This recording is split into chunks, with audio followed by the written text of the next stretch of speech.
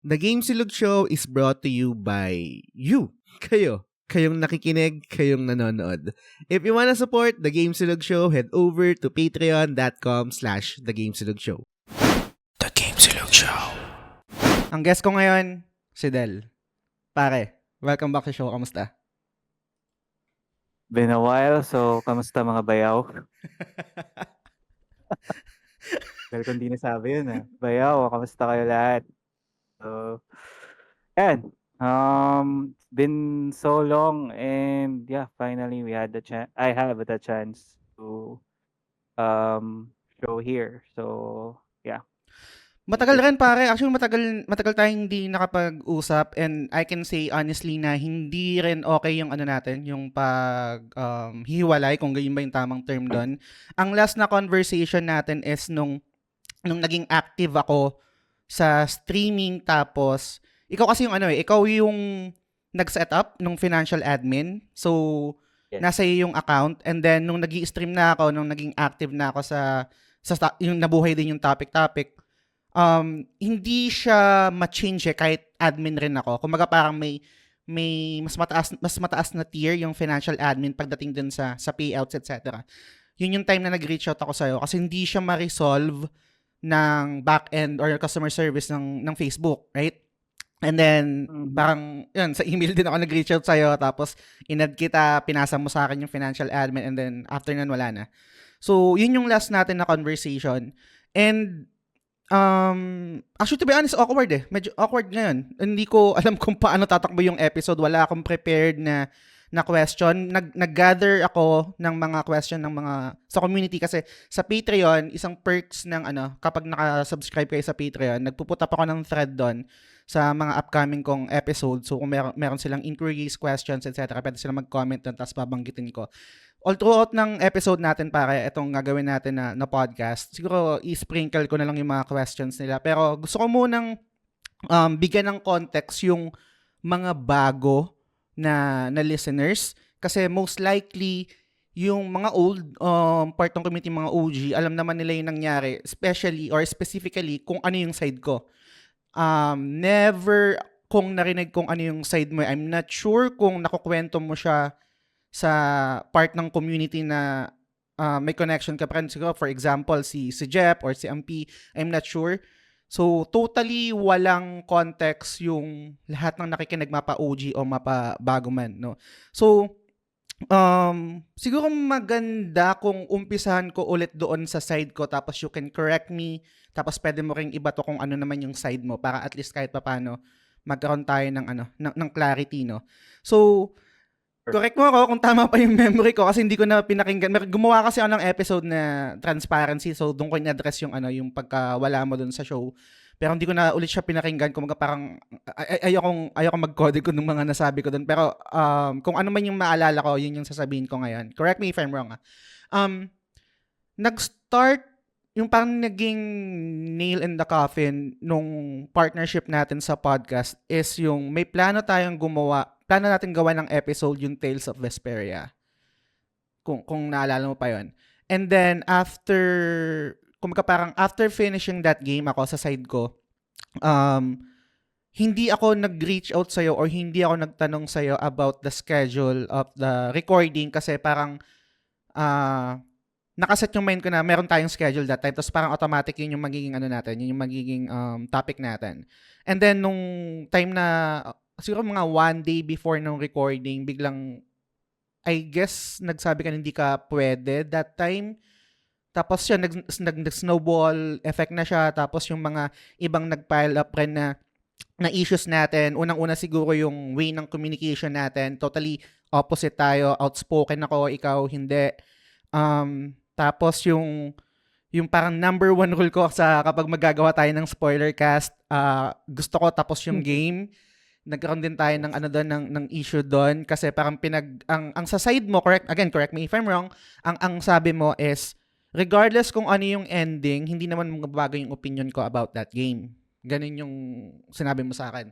Sa akin naman, hindi ko siya in-accept kasi parang tinitake ko siya as kung mga reviewer na journalist, let's say IGN, Game Informer, etc. Merong backlash palagi kapag hindi nila natapos yung game, right? And for me, napakalaking part ng game yung ending. It's for me make or break nun. Kung let's say kung olats yung ending nun, kung pangit, etc. Most likely baka magbago yung opinion ko or opinion mo. So, hindi, yun yung parang non-negotiable ko kapag nag-record ng spoiler cast. Ganun yung ano ko. Kahit sabihin natin na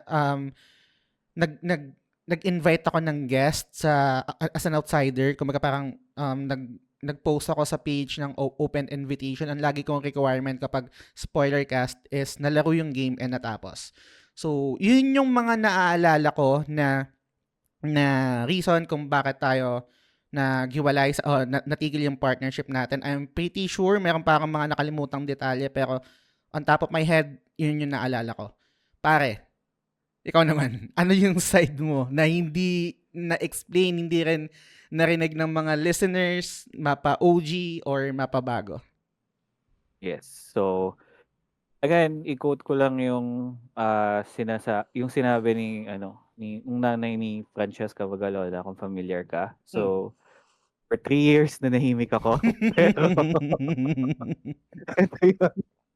This is my story, no. So, sige. Bigay na rin ako ng context, no, for those na hindi ako kilala. So, it all started 3 years ago, around 2019.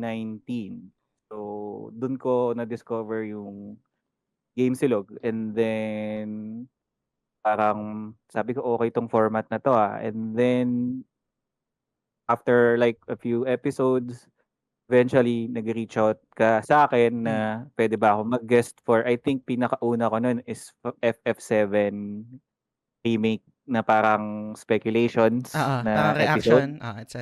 Reaction. So, yun. So, nangyari yon, and then eventually, ayun, I had the opportunity na maging, na maging full-time co-host, in which on board naman ako. And that lasted for starting 2019, and if my memory serves me well, up until 2021. April, I think, or March, yung pinakahuling episode ko ata with that. So, nag-last din ako ng more than 50 episodes or less. So, episode 40-ish ako ata nag-start nun. Tapos, parang pa-episode, ang naalala ko na huling episode na nagawa ko is yung fighting games ata. Parang meron pa pare yung Nintendo Direct versus PlayStation. I think yun yung last kung tama yung memory ko. Or baka hindi Either, na. yes, yun na yung mga nasa yun na yung mga nasa last leg. And ayun, yung years na yun, grabe. Napaka eye-opening experience siya sa akin when it comes to, ano ba talaga yung sabihin natin yung layunin or end goal ng TGS na right now, parang naisip ko na okay, talagang I'd really need to invest time on this. So, I did give my best, like 100 to 150% pa nga minsan. And ayun, marami akong natutunan on these experiences. However, gaya nga ng sinabi mo, is totally polar opposite tayo when it comes to certain things. So, siguro ako, parang dito ko na ngayon ilalatag yung mga potential reasons. But let's start with number 1. So, siguro what may have caused this rift is yung difference natin pagdating sa opinion sa ibang bagay. So, ako kasi more on medyo relax ako when it comes to certain opinions.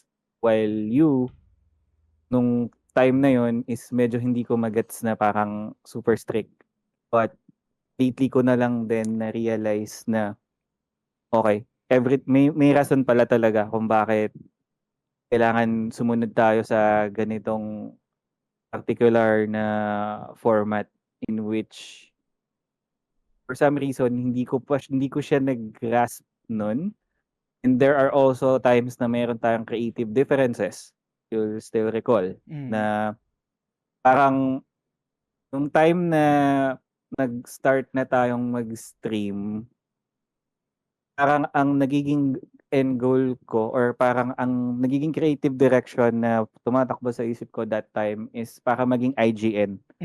Ganong skill na parang focusing sa content, reviews, tsaka more on video-related format. Kasi during pandemic, that time is sobrang nawili ako sa mga editing, ganyan. So, parang gusto kong i-apply yun. Gusto ko yung more of like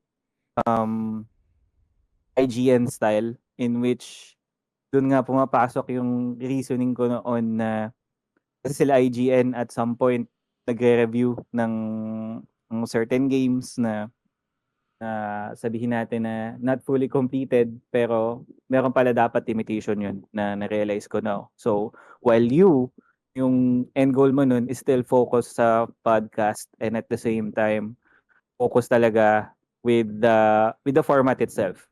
I think there were also arguments before, if you still recall, na parang nagtatalo tayo sa format na parang gusto ko ng short form pero you still want to keep it long form, kagaya nung dati. So, yung mga ganong scenario, I think, na papasok ngayon yung number two na reason ko kung why this transpired. Next one is, I think, because of end ko na hindi ako confrontational in a way na alam ko super unfair sa'yo yun, so sorry talaga. But hindi ako confrontational wherein frustrate ako if like whenever we have discussions on a certain issue is hindi ko ma-express yung sarili ko na parang this is basically a strong personality mo na don't quote me pero wag mong baguhin kasi it worked and late ko na lang din na-realize na kailangan mo talagang you have to stand your ground, ganyan.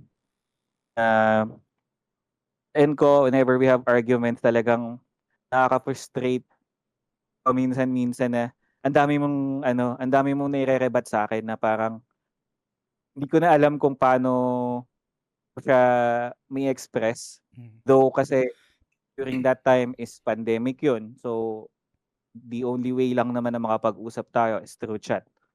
So, Naalala ko, yung form of sorry to cut you off. Naalala ko pa nga parang lagi kong sinasabi sa'yo, pare, huwag kang mag-concede. Kapag nagtatalo tayo, huwag kang mag-concede. Sabihin mo kung ano yung ano mo, parang ganyan. Anyway, go ahead, sorry. Sorry to cut you off. Yes. So, yun nga. Parang frustrate ako na parang hindi ako makarebat. Na parang Pare, sorry, ngayon pasuyin ng mic. Ay, sorry. Sorry. Ngayon, na-realize ko na parang yung ideas ko pala is talagang hindi mag-work and I should have listened. Pero parang during those times, parang mas gusto kong i-try yung ganitong format and how come hindi siya nagre-resonate sa'yo. Na, ayun, parang that's the other thing. Then, another one is communication. So, ako, for those naman na nakakilala sa akin, introvert naman ako talaga. Hindi ako masyadong palakausap. Pero dumating sa point na nung pandemic na parang na-fed up na ako sa way of communication na through chat. Kasi dumating na sa maraming instances lumipas na kung saan nami-misunderstood ako or nami-misunderstood ko ang isang tao because hindi nakakapag-usap ng personal. So, yun, talagang not really with this lang, tong venture natin noon, pero on many other things na during pandemic, puro online ang lahat ng galaw mo. So, parang mentally, sobra akong na-drain na parang na-fed up ako na lagi na lang akong nami-misunderstood because of the way how we operate the business. Parang ganun. Na parang deep, sa totoo lang, nagka-clamor ako ng parang more on face-to-face na communication na. Especially na parang we have laid out like yung roadmap na ng TGS that time. And parang hindi ko na talaga kaya yung yung text form of communication kasi lalo na nung last part na madalas siya nag-e-end sa argument or misunderstanding. And lastly, dahil dun sa certain na misunderstanding natin na yun, it let sorry, nag-iisip ako ng English na term pero parang nakalimutan ko yung term puta. So, parang took the words out of me. Sorry kung ano yung term na parang nag-snap ako na parang I just want to end it all. Parang super fed up na ako. Mentally, hindi ko na kayang ganito na yung ganito na setup in which as a person ako is meron akong tendency na sabihin natin passive aggressive if familiar yung mga listeners doon na parang ako yung tipo ng tao na kapag um, I want to get out of a situation, I'll just stay quiet. So, yun. Yun yung talagang pinaka doon na nag-shutdown ako. Plus, nagpatong-patong na rin kasi yung other factors like work. Promote ko lang ng SBU lead. So, yung pressure din sa work and as well as the way how we are communicating sa work is through ganun din, online din. So, parang mas bumibigat na yung weight sa akin. And super nagpatalo ako that time. So, parang di ko alam kung may bumulong sa akin or what not. Pero nag-shutdown talaga ako eh. Hindi ko kaya talagang nakipag-coordinate with almost everyone that time. And super unfair niya. Sa totoo lang. And narealize ko yun in the long run siguro. And ayun. So for those na mga nakaabot pa sa akin dito, primarily pre-Daddy Player 1 era ako. Ayun. So of course, humingi ako ng sorry if hindi ako nakapag paalam man lang, if nadala ako ng pag-iisip ko or emotion ko that time kasi alam kong sobrang unfair kay Jazz at sobrang unfair sa inyo. I did manage na hindi na makipag-usap to anyone of the community. Though from time to time, meron akong mga nakakausap pa like si Mako tsaka Jep. So, ayun, super unfair talaga yung ginawa ko and ako talaga yung may fault doon, hindi si Jazz. So, ayun. And again, despite of this, I'd also want to use this opportunity na rin para pasalamatan si Jazz na, to open this up. Kasi unfair sa inyo na hindi nyo naman din alaman yung side ko. But then again, it's all under me and I take full responsibility on this. And moving forward from that situation, dami ko ring na-realize and natutunan in which being self-aware ako dun sa weakness ko na yun, which is yung pagiging passive-aggressive na super toxic behavior siya. And it's something na dapat confront mo whenever you're in a disagreement or whenever you're in a conflict, dapat hinaharap mo siya. Hindi ka umaiwas, hindi ka nag-ghost na ayun. And wala makakapagpa-realize sa akin nun kung di dahil dito sa naging experience ko with TGS. So, yan. First disagreement ulit after several years. Magdi-disagree ako dun sa sinabi mo na fault mo lang yon yung nangyari. Siyempre, meron din akong mga realization and I can say na super late na rin. Gusto ko mag-piggyback dun sa sinabi mo about dun sa promotion mo. Nung na-promote ka, no? Siyempre, meron kang personal battles, meron kang mga issues sa personal mo. Nung nagpa-podcast kasi tayo nung sa partnership natin, all out ako eh.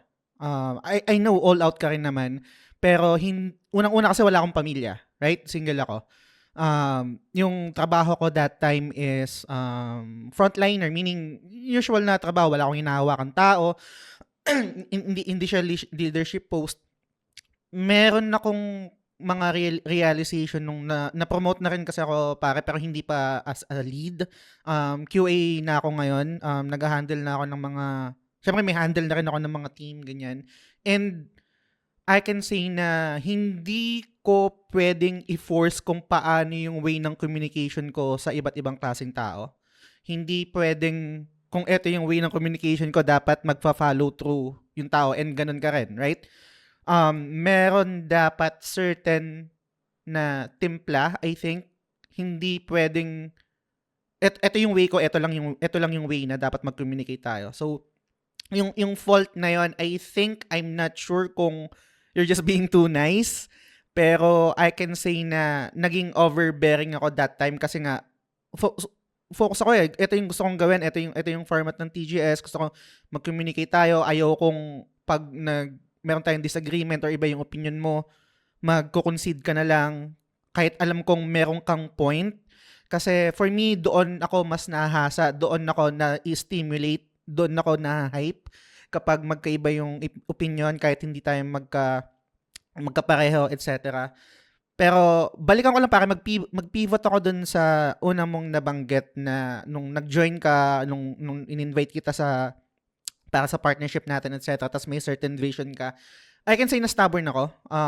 Sinasabi ko rin naman yun sa topic or sa ibang episode ng podcast na nung ginawa ko tong TGS, gusto ko lang talaga siya maging audio format. Kumbaga parang anong tawag doon? May term doon eh kapag kapag fan ka ng isang bagay. Purist. So, yan. Purist ako sa podcast before kasi I know yung podcast kadalasan audio lang eh, right? Sa iTunes pa siya before, wala pang video. I think kadalasan hindi pa ganun ka mainstream yung video. And naging argument rin natin yun palagi. And kung maalala mo, yun din yung nag-give birth sa topic eh. Kasi gusto mong maging audio version yung podcast, yung flagship. Sabi ko, ayoko din siya maging live. Gusto mo siya maging live, right? Yun yung goal mo that time. Tapos sabi ko, hindi, gawa na lang tayo ng ibang show. Yun yung ila-live natin with interaction, engagement sa community. Topic. Yun. Tapos yung flagship natin, gusto ko same pa rin ng format, etc. And to be honest, late ko na naisip yon yung vision mo na yun. Kasi doon din ako pumunta eh. Nag-video rin ako. Tapos yung mga, kahit yung sabihin natin, kahit yung simpleng podcast, ang tawag dito, title episode, yung artwork kapag may episode. Hindi rin ako gumagawa nun, ikaw ang gumagawa nun, right? Yung video, ikaw nakatoka doon, ako yung sa audio, etc. Ikaw yung nag-upload sa Facebook page, sa YouTube, etc. And hindi ko siya naisip agad that time kung gaano siya ka-draining kasi nung nawala ka, ako na lahat gumagawa nun. Hindi sa parang nagbibilang ng kung ano yung contribution mo sa ginagawa natin, pero hindi ko na take into consideration yung bagay na yon. Kaya I'm not sure kung part rin yun ng parang nag-shut off ka na lang, no? Kasi sa mga task na yon. Pero nung ako na yung nag-solo na ako, putang nang ang hirap, tapos one-man team na lang ako. And then yun nga, yung lagi ko rin sinasabi, kahit hindi tayo naging okay yung ref, nagkaroon tayo ng ref, etc. Tapos nasira yung partnership natin. Yung DNA mo nandun pa rin sa TGS eh. Yun nga, nag-video podcast na ako ngayon, may camera na, ganyan. Tapos live stream, merong artwork kada episode, etc. So, kinain ko din yung lahat ng mga rebat ko sa'yo that time kasi nga super purist ako nung sa podcast. And then, siguro yung isa pa na gusto kong mag-piggyback din sa sinabi mo, yung way of communication, no? Paano ko ba articulate to? Hindi talaga match eh.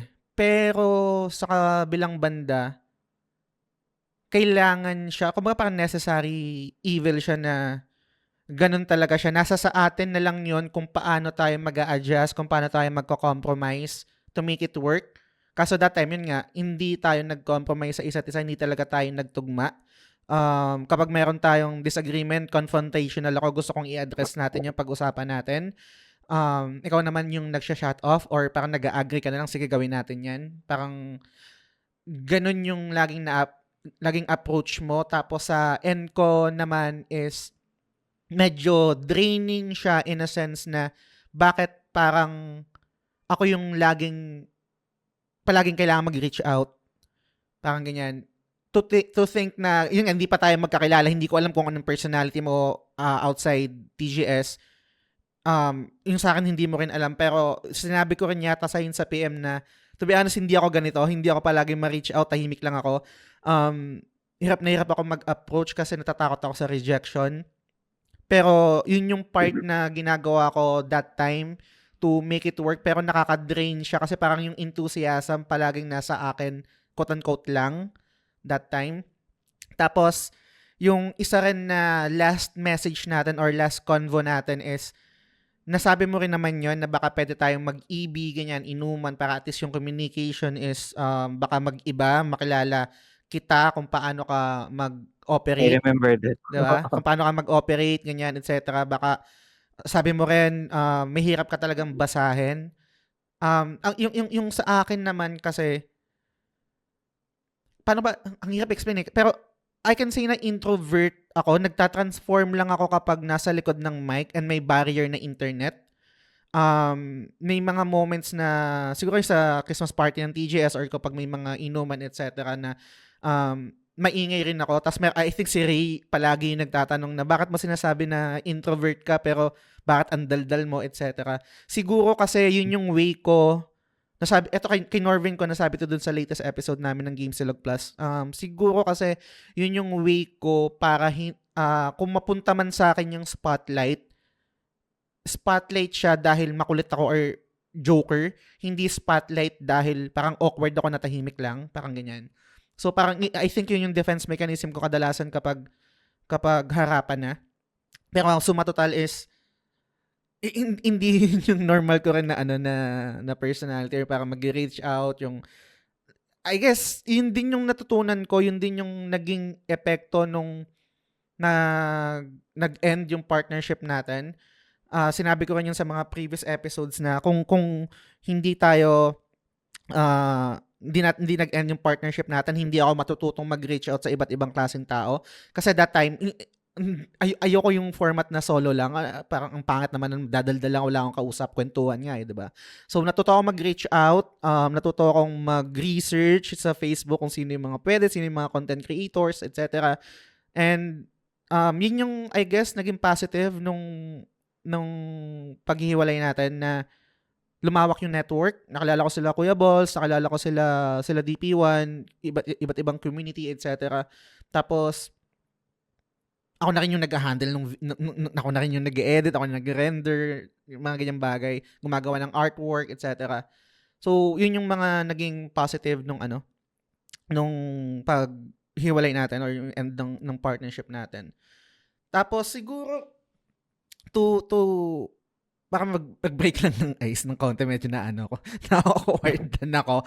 May nagbuta ba ako ng thread sa Patreon. So, kung nakasubscribe kayo guys sa Patreon, lagi ako nagpuputa ng thread doon kapag may gagawin akong bagong episode para makapag-comment kayo, meron kayong inquiries, question, etc.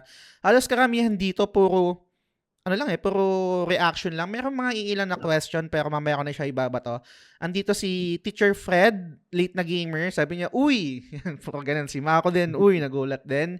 Tapos, si TJ Balyares ng Backlog na naman Boodlecast. Sabi niya, OMG, na-surprise ako sa comeback na to.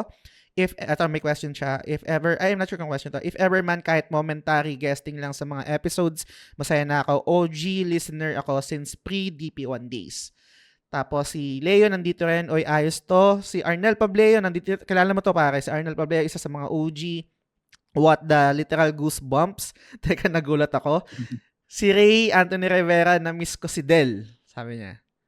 Yan, Ray, kamusta? Yan. Tapos si Kiko, hey Kiko, nandito rin siya, sabi niya, labas ang mga chismoso dyan. Isa na ako doon.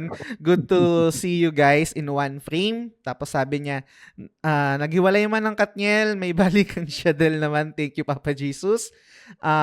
Si Yvette nagulat din. Grabe naman yung kilig ko makita yung Jadel together. Ano lang parang tangent lang din. Nung time na hindi tayo okay, dapat may guesting tayo nun sa Puro Kalaro. I'm not sure kung natatandaan mo pa yon. Yes. Tapos, Vibes ko, di ba? sila Vibs. Tapos, dahil nga hindi nga tayo okay, ako lang yung nag-guest that time. Tapos hindi ko pa masabi kay Yvette kasi hindi pa kami ganun ka-close. Pero ang sabi ko na lang sa kanila, hindi, na lang, separate episode na lang, invite nyo na lang din si Del after ko, parang ganyan. So, yun yung mga messages ng community.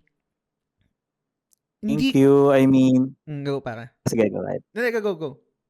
Nakakatuwa kasi syempre yung iba dito na abutan ko pa that time, especially si Ray, si Mako, na till now naman nakapag-usap pa kami. And si Vibs, I think si Vibs hindi na kami masyadong nakapag-interact kasi more on parang sa topic siya nakafocus right now, di ba? Si Vibs ngayon. So yun, hindi kami nakapag-interact and nakakatuwa na it's been like years na and may nakakaalala pa rin pala sa akin. So super thank you. Na-miss ko kayo lahat. And again, sorry ulit hindi pag-address nitong issue na to as soon as possible. Pero, ayun, nakakamiss kayo, guys. Isa pa pare, sorry. Isa pang magpipiggyback ako dun sa nabanggit mo na naging argument natin before, yung pagdating dun sa format and dun sa length ng show. Isa ka talaga dun sa nag-advocate ng short format, right? Kasi yung mga episode natin 2 hours, 3 hours, ang tatagal talaga, puro tangent, etc. And I'm not sure kung nakapakinig ka ng mga episode nung kay DP1. Si DP1 naman yung next na nag-advocate na maiksi yung show. Actually, ang daming na chop-chop dun sa show, yung off-topic recommendation, games we're currently playing, mga ganyan-ganyan. Tapos nag-average yung episode namin ng 1 hour, maximum siguro 1 hour and 30 minutes. And I can say na nag-boom. I mean, nag-increase din yung listenership tsaka yung retention. Kasi kahit sabihin ko na ganun yung gusto kong format, and yun din kasi yung klase ng format na na-enjoy ko, kapag pagbabasihan natin yung stats, hindi rin okay eh. Right? May mga tao na maiksi yung attention span. Yes. Pero sa kabilang banda, I guess siguro meron lang talagang klase ng consumer kung anong klaseng content yung nag-work sa kanila. Kasi hindi kumbaga parang may kanya-kanya kasi, may kanya-kanyang bias, may kanya-kanyang trip sa buhay kung paano sila nagko-consume ng content. Merong mga merong mga majority or marami rin several listeners na gusto yung ganong format. Kasi yun yung sinasabi nung numbers, yung stats, right? Nung umiksi yung episode. Pero sa kabilang banda, meron din naman mga nag-reach out na mas prefer nila yung mahabang episode yung ginagawa natin. Isa na doon si DJ, isa na doon si Yvette, isa na doon si Patrick Ryan Silbosa, si Selves na mas enjoy niya yon. So I guess talagang we can't please everyone pagdating sa content. Kung gusto ko na mas malaki, mas mataas yung retention ng listeners, short episode, which is yung ginawa namin ni DP1. Talagang nag-boom rin naman. Pero after nung stint naman ni DP1 sa TGS, bumalik ako sa mga mahabang episode. Nakita ko rin yung dip. Nag-dip rin talaga yung retention ng mga listeners. So, kumbaga parang pick my poison na lang. Nag-enjoy naman ako dun sa mahabang episode. I guess, ganun talaga. Kung saan na lang yung kung saan ko na lang gustong dalhin yung show. And na-miss ko rin naman talaga yung mga mahabang episode, maraming tangent, etc. Nakakatuwa lang sa totoo lang, no? Kasi even if like 3 years tayo hindi nag-uusap, nakasabay-bay pa din naman ako sa TGS. And as a proof na for those na hindi alam na nakikinig pa din ako ng TGS is hanapin ko lang yung Spotify Wrapped ko. Up until now, nakikinig pa rin ako. So alam ko yung struggles mo rin, alam ko rin yung growth mo. And again, hopefully walang magtatampo, pero Number 2 ka. Yun, oh. Laging ganyan yung Number lineup. Laging ganyan yung lineup ng mga nagsasend sa akin. Number 1 yung Cool Pals or either Good Times with Mo. ang cool pala kasi pang ano ko yan eh. Pang mood booster ko yan eh. Mm. Sobrang nakakatuwa. Ay, Parang sorry, ano pasuyo siya ko eh, ng mic, sorry. sorry. Sobrang ano kasi ng Cool Pals eh. Sobrang puro gaguhan lang. Di mo dapat seryosohin. Kaya kapag mainly medyo nabuburyong ako or especially sa biyahe since nag-on-site na ako madalas. Yun talaga yung pinaka ko Cool Pals. Pero TGS yan, nakita ko yung growth, especially yung contribution din ni DP1. Hindi ko maano yun, talagang doon na talaga nag-start eh. And I think deep inside sa loob ko, parang sinasabi ko na may reason din, I guess, kung bakit nangyayari yung ganito. Kasi hindi tayo mag-grow, hindi natin makukuha individually yung mga natin kung hindi natin na-experience to. Though it is quite unfortunate, but ang laki ng ang laki ng growth eh. And nag-grow siya for the better. Na honestly, if i-throw ko man yung mga ideas ko sa'yo that time, baka hindi rin ganito yung naging traction mo. And one thing na super natuwa ako so far with how you manage it by yourself is yung the way na na-build mo yung community. Kasi super, isa yan sa I think dalas natin na parang diyan tayo nag-a-align eh sa makapag-build ng community, and nakakatuwa na talagang nakapag-build ka with that time. So ayun, so super nakakatuwa na despite man na may ganito is ang dami nating natutunan in the long run. Kasi, totoo naman pare, I guess siguro naririnig mo kung nakikinig ka ng mga episode pa ng podcast, siguro mga nababanggit ko rin naman siya sa ibang episode. Nung nawala ka, napilay eh. Lalo na abrupt. I mean, marunong ako mag-edit. I mean, kaya ko rin siyang aralin. Pero yung task, yung task allocation, time management, talagang hindi ko rin alam. And then ang isa sa pinaka naging challenge that time, kasi ang final form or parang ang pinaka end goal pa rin naman sa TGS is merong constant, merong partner, merong kakwentuhan. Siguro, I'm not sure kung familiar ka. Isa rin, nung na-end yung partnership natin, marami din talaga nag-reach out na parang gustong siya yung papalit na co-host. Isa na doon, kakilala mo si Titi Jopes, ganyan. Pero totally hindi hindi mag-work yun.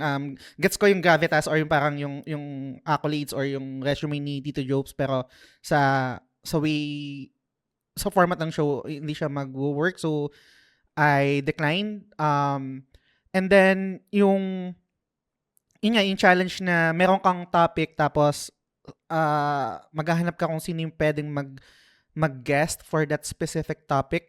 Medyo challenging talaga siya. Pero commercial muna pare. Salamat sa mga Patreons. Shoutout sa mga executive producers. Sila Sans, sila Lance, sila Mike Rubio ng X-Core Gamer, sila I Am Mako, si Mark De Vinagracia, si Yvette Suzane Solivilla ng The Ara Channel. Para gawin nating awkward yung conversation kasi nakakamiss din maging awkward. May tanong dito sa Edgy Weeb. May tanong dito sa Edgy Weeb. Sabi niya, question, anong trait ang nagustuhan nyo sa isa't isa? Sama nyo na din yung di nyo nagustuhan. So happy that the OG TGS Daddy is in a new episode again. So umpisahan muna natin dun sa... Ikaw, bala ka pa kay. Anong gusto mo? Yung una muna yung nagustuhan bago yung hindi? Sige. Yung nagustuhan. Okay. So, I mean, dito ko, one trait na nagustuhan ko sa'yo, and parang sa mga hindi nakakaalam, I live vicariously through how you act, is talagang napaka-expressive mo when it comes to your thoughts.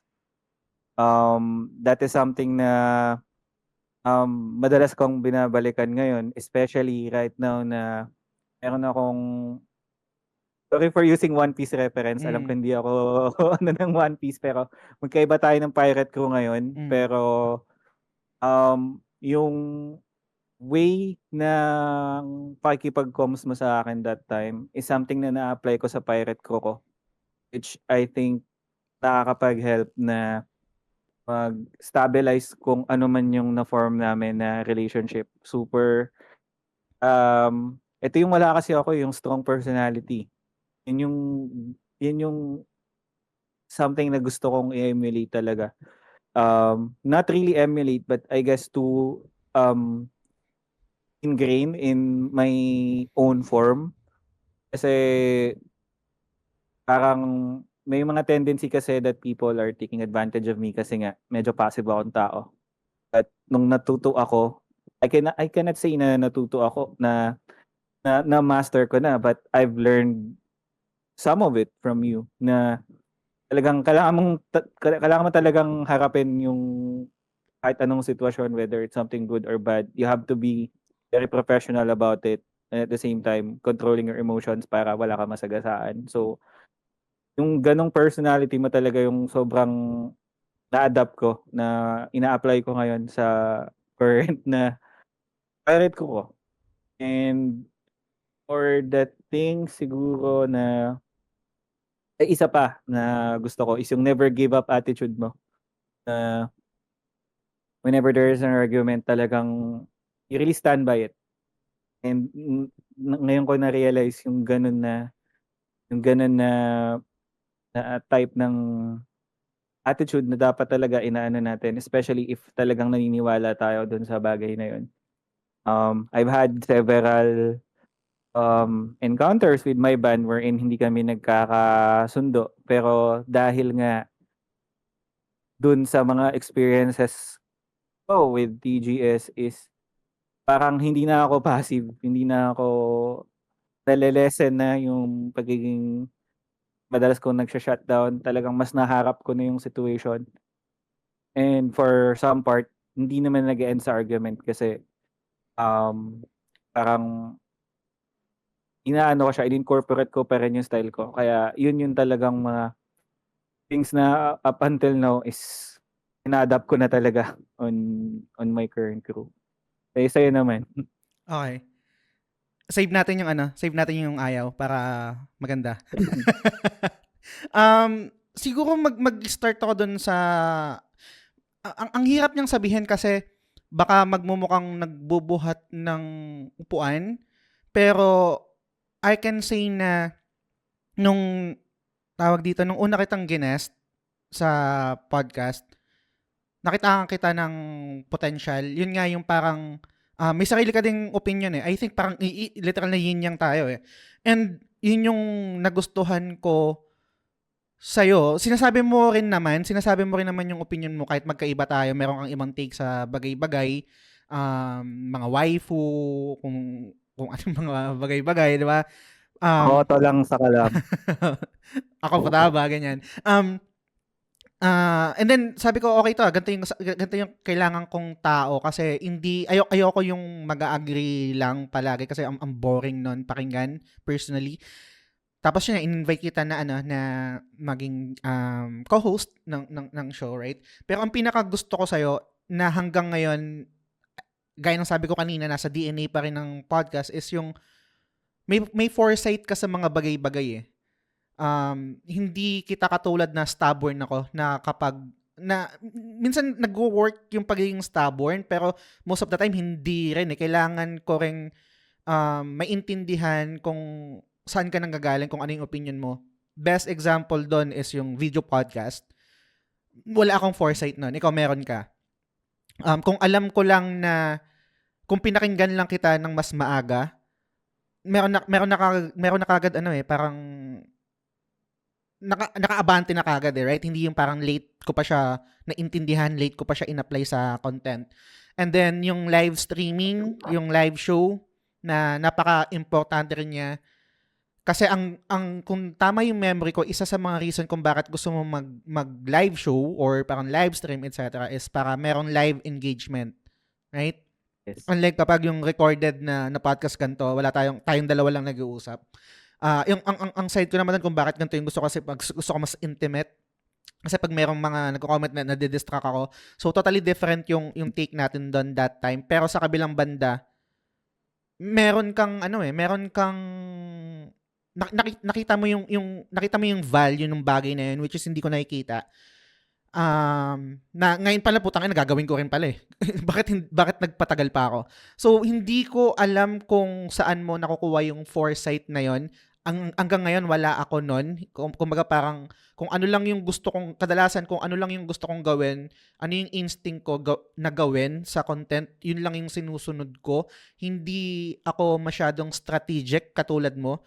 Strategic ka doon sa stint mo doon sa TGS, sa mga binibigay mo sa akin na recommendation, suggestion, pero ako yung stubborn kasi nga purist ako. Ito lang gusto kong gawin, ito lang 'yon. Hindi ako open sa idea na mag-spread gaya ng mga idea mo ala IGN. Yun yung pinaka gusto ko sa na trait mo kasi wala ako noon, wala akong foresight sa mga bagay-bagay. So ang ano lang parang nakaka-olets lang na putang ina hindi mo tinanggap yung or kumbaga parang ang tagal mong inaccept yung suggestion na yun pero eventually yun, doon ka din pala pupunta.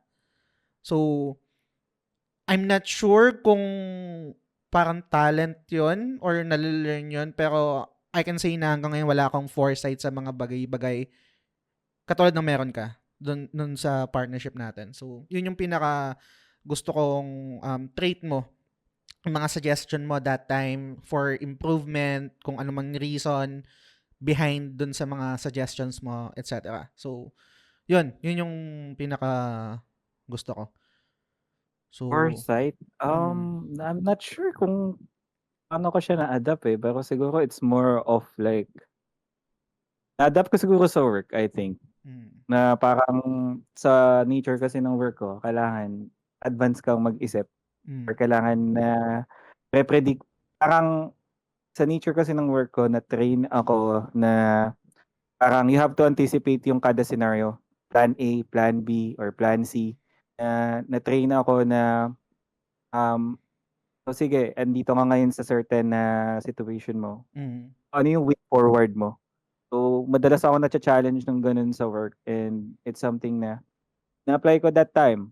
Siguro, ano lang, meron lang talaga tayong creative differences nun pero that time kasi talagang naisip ko na ano eh, na parang much better kung mas mag-expand tayo dun sa usual format na mas makapag-reach out tayo ng iba pang market. And I think one of the most effective ways to do it that time is yung shorter format and at the same time, yung video form na live version. Para kapag may opinion sila na call out natin and at the same time, sa end ng audience is parang nakakaramdam din sila ng sense of acknowledgement na uy, shoutout ako. Kasi ako rin ganun eh, kapag nag-shoutout ako ng streamer or ng parang idol ko, yun, nakakatuwa. So parang yun yung mga balik mo na ano, kaya kahit sa streaming, nung nag-stream ako sa TGS that time, nakakatuwa yun na parang may mga nanonood pa rin pala talaga na natutuwa sila na sinashoutout ko. Ganun. So, yun. But yeah, basta sa akin lang naman when it comes to foresight, talagang ano ka lang eh. Kailangan lang talaga advance ka mag-isip. Predict mo yung future.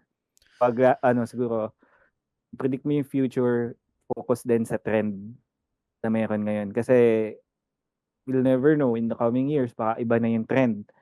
Baka may ibang format na mas suitable sa current na ginagawa natin. So, mga ganung bagay lang. Now, nasa terms na, sorry, last na. Nasa trabaho ko siya actually, kumaga parang kailangan ko yung skill na yun pero hindi ko pa rin gano'n natututunan kasi syempre gagamit na kami ng historical data, may mga reporting na etc. Ano yung trend na ano yung mga behavioral, ganyan, etc. Paano isa-solve yun? Struggle pa rin pero trying to learn kung paano ma-address yon. And siguro lastly na isa pang nagustuhan ko rin sa'yo kasi wala ako nun, ikaw yung techie sa atin. Ikaw yung ma-troubleshoot. Ako kapag nag-live stream nga lang, puta, pag may problemang nangyayari, walang audio, ganyan sira, etc. Parang natataranta na ako, nakaratal na ako. Ikaw yung, dun sa side na yon, ikaw yung nag-aayos ng mga bagay-bagay. I can remember yung parang magla-live stream ako, nire-remote access mo pa ako kasi tinitroubleshoot natin yung yung audio sa tawag dito sa capture card. OBS. Oo. Tapos actually meron pa rin ngang minsan, meron pang mga iilan-ilan na nagpi-PM sa page na, "Oy, nakita ko yung review mo ng Akasis, paano ba paganahin to?" Sabi ko wala na yung wala na yung may alam diyan, di ko alam sagot diyan. Kasi meron kang I think bumili ka ng Akasis nun sa Shopee or sa Lazada tapos nag-review ka. Sada. Tapos parang nilagay mo rin siguro yung page and yun, pag Yes. nakikita nila, nagtatanong sila kung paano nila pagana yung Akasis sa, let's say, sa mobile, ganyan, or paano yung walang audio, etc. And ako totally oblivious doon. I guess kaya namang i-Google, kaya namang magtanong, pero wala akong parang bandwidth for that. So, yun yung isa sa gusto ko sa'yo na wala ako. So, More on sa ano. Kasi ako yung tipo mahilig mag-isolate ng mga bagay. So, if hindi halimbawa, yung isang bagay na bakit hindi siya nagpe-perform as intended, you have to isolate yung, kailangan mo i-segmentate kung ano yung mga potential factors, tas isa-isahin mo. So, parang yun yung parang gusto ko talagang laging ginagawa. Kaya siguro, yun. Pero, in fairness, kapag may troubleshooting, gustong-gusto ko yan kasi na-challenge din yung utak. Gets. Ako naman, Ayan, so- ayoko na nakakatalo ko dyan. Pero anyway, pare, yung ayaw naman, ito yung gusto ni DJ dito eh. Ramdam ko eh. Mahilig to sa Sige. sa chaos eh. Hindi ko, pare. Sige. So, honestly, yung siguro ayaw is, sabi mo na kanina yung parang hindi ka nakakapag-adapt minsan sa parang yung ano ba yung term na yun ginagamit madalas? Parang medyo nahihirapan ka minsan basahin yung room. Or parang you have to check din yung emotions ng tao kasi parang may mga times din talaga na, especially during arguments, na parang medyo nakaka-hurt siya. Ako kasi yung tao na as much as possible whenever I talk is ayoko yung iniisip ko lagi, sasabihin ko kung may makakasakit ba ako in the long run. So, yun siguro yung something na super polar opposite tayo that time, na parang whenever you say something, minsan medyo overpowering, nakaka-overwhelm. Kaya parang ang hirap umadjust. Again, no holds barred naman tayo, pero Go. I think yung pinaka one thing lang na nagulat ako from you is nung time na nag-reach out ka sa akin to ask yung access nung page. So, I'm kind of surprised dun sa approach mo that time, na parang if hindi ako mag-cooperate is lead into legal action. So, parang sa akin, teka, nung na-realize ko yun, teka, bakit legal action agad? Makikipag-cooperate naman ako. So, medyo nakaka-caught off guard yung ganun that time. Which, totoo lang, despite that, ayoko din naman... Sorry, papasuyo ng mic. Sorry. Despite doon sa thing na ayoko sa'yo, I would want to also take credit for that kasi malaking bagay din na kailangan mo maging aggressive sa isang bagay or else i-take advantage ka ng mga tao. So, yun din yung ayoko, but at the same time, may natutunan ako with that. Na kailangan ko din siyang i-apply paminsan-minsan. Hindi pwedeng maging mabait ka sa lahat ng oras. Ayun. So, yun muna. Yun lang, actually. Grabe pala ako, puta. Ganun pala ako. Hindi ba natatandaan yun? Hindi, natatandaan ko yun. Pero, I guess, kapag dineliver ko yung bagay na yun, kung meron akong sinabi or kahit sabihin mo na sa email or sa text, hindi ko nag-gauge kung ano yung tone ko, kung ano yung, kumbaga parang, paano siya tatanggapin nung pagsasabihan ko. Kasi meron lang akong gustong ma-achieve. Teka, bakit ako nagde-defend? Okay na yun. Olats na yun. Okay. Mali na yung yun yung ayaw mo na ugali. Accepted yan. And totoo naman din siya. I guess Hindi pala I guess. Totoo talaga siya. Kasi meron din ako mga naririnig na feedback na ganun. So, I can say na kupal-kupal na ugali yung ganun. Especially yung sinasabi mo na hindi nababasa yung room. So, totoo yan. Okay ako naman. Pwede ba ako magkakakla ko ng knuckles? Yeah, okay. Sige, go. Final boss na. SS na ba? Hindi, joke lang. Nasabi ko rin naman, actually, yung kung ano man yung ayaw ko sa'yo, naging vocal naman ako sa'yo noon, nung sa stint natin, kahit sa PM, ganyan. Kahit yung pag i-review natin or ibaback rin natin yung mga past convos natin, naging transparent naman ako sa'yo kung ano yung ayaw ko. I guess siguro, ano siya, parang married siya, magkakambal siya sa content and then dun sa personality mo.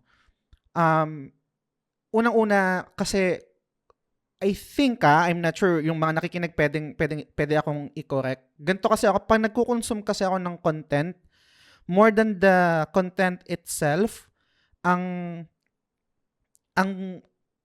retention sa akin or kung bakit ako nag-resonate doon sa mga pinapakinggan ko is dahil sa personalities nila and kung gaano sila ka-open doon sa mga bagay-bagay.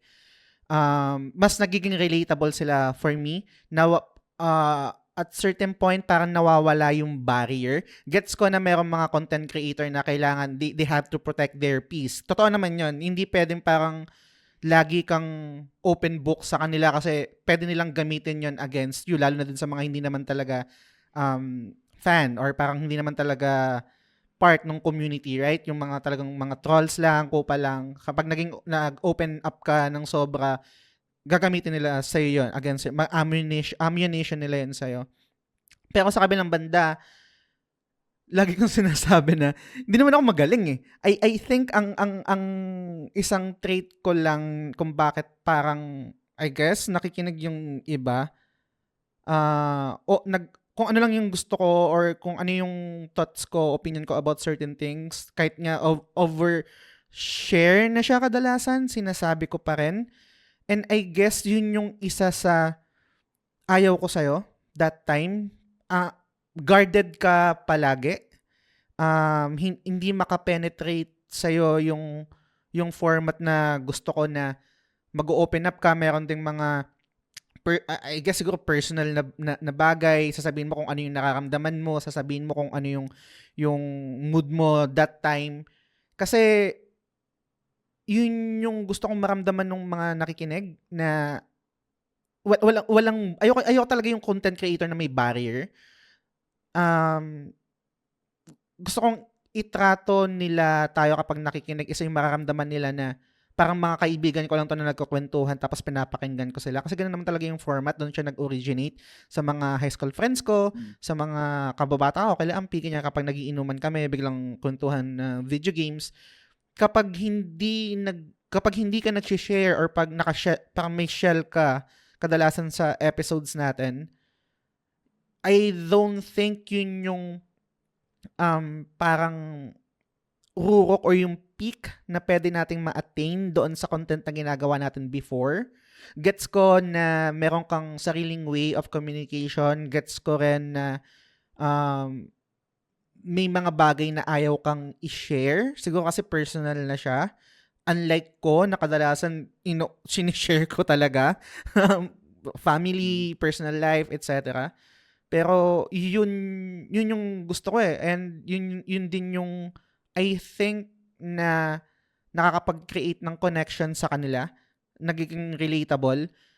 Ang dating kasi, for me, sa akin lang, I'm not sure kung gano'n din sa listeners, kapag nag-record tayo ng podcast tapos naka-focus lang tayo dun sa topic na gagawin natin or dun sa napag-usapan natin na discussion, tapos walang personal touch ng kung anong klase kang tao, ano yung nangyari sa'yo, mga tangent na bagay-bagay, etc. Nagiging nagiging unrelatable and meron ding vibe na para kang suplado, smug, yung ganun yung datingan.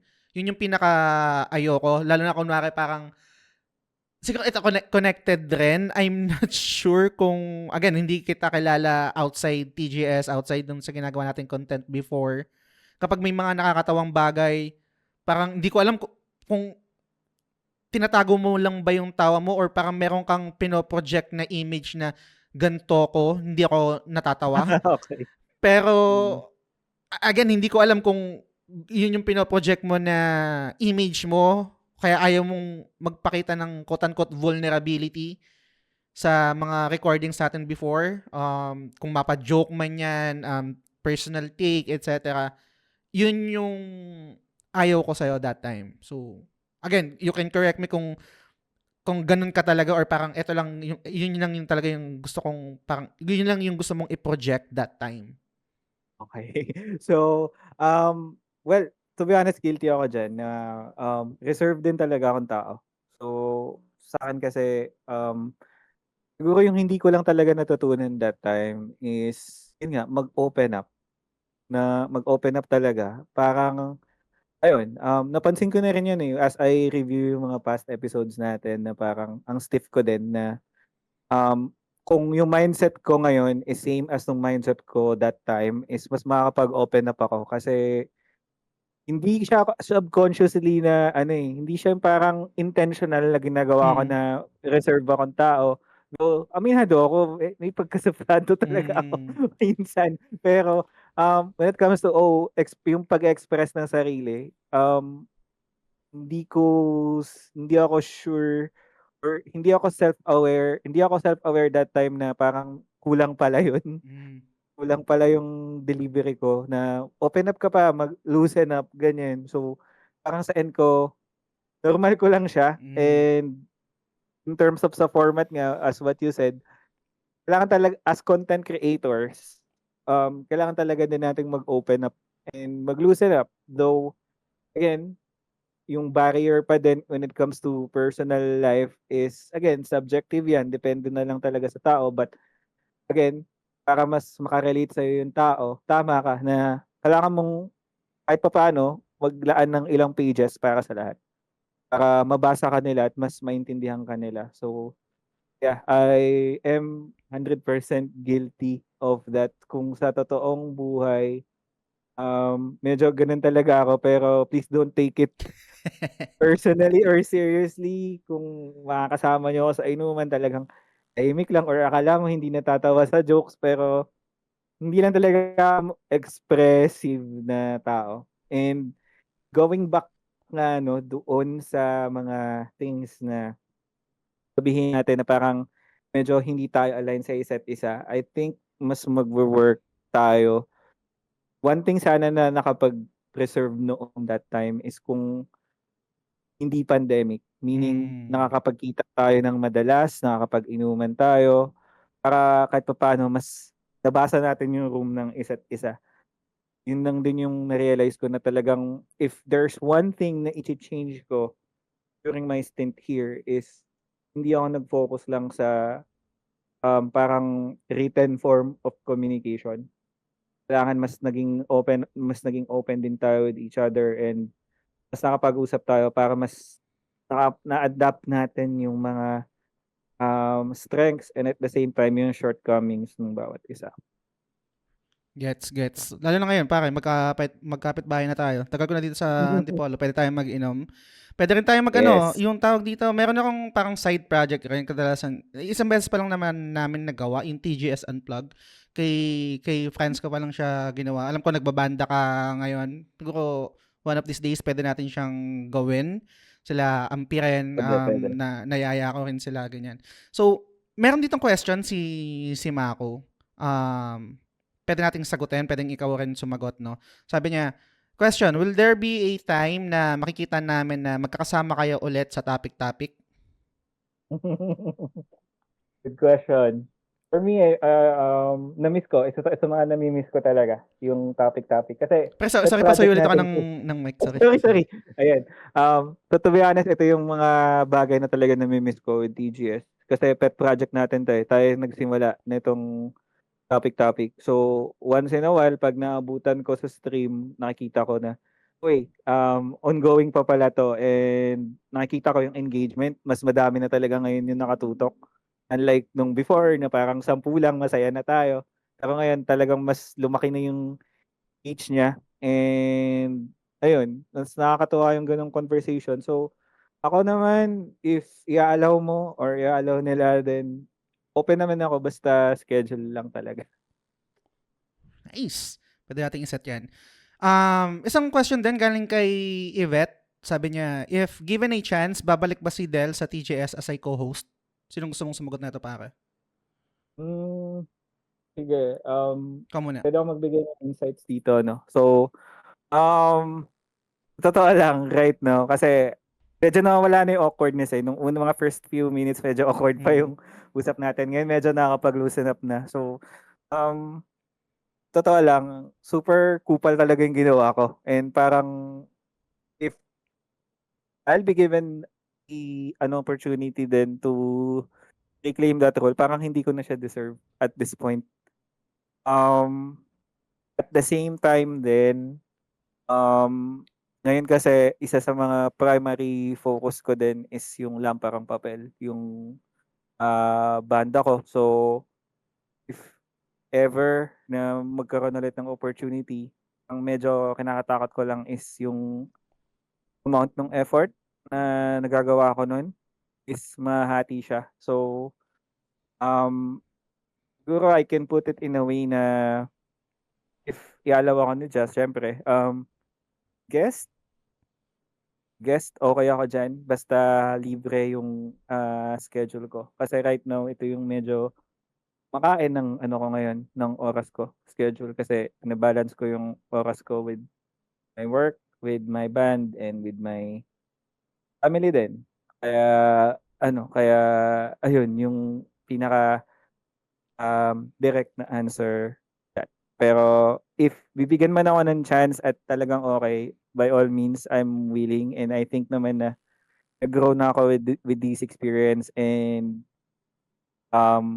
yung mga naging disagreements namin noon, I think mas malalesen siya kasi hindi na pandemic ngayon.